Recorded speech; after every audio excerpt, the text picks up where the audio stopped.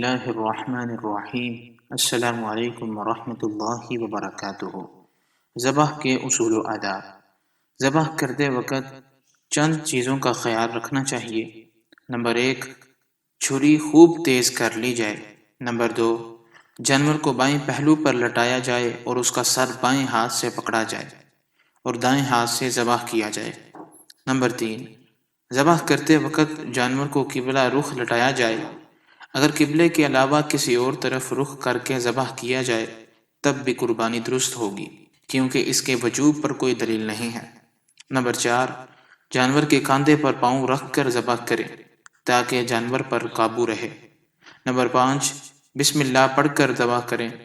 فرمان الہی ہے فَكُلُوا مِمَّا ذُكِرَ اسْمُ اللَّهِ عَلَيْهِ، سو جس جانور پر اللہ کا نام لیا جائے اس میں سے کھاؤ۔ فرمان نبی صلی اللہ علیہ وسلم ہے جو خون بہا دے اور بسم اللہ پڑھ کر ذبح کیا گیا ہو تو اسے کھاؤ۔ بسم اللہ کے ساتھ اللہ اکبر کہنا مستحب ہے۔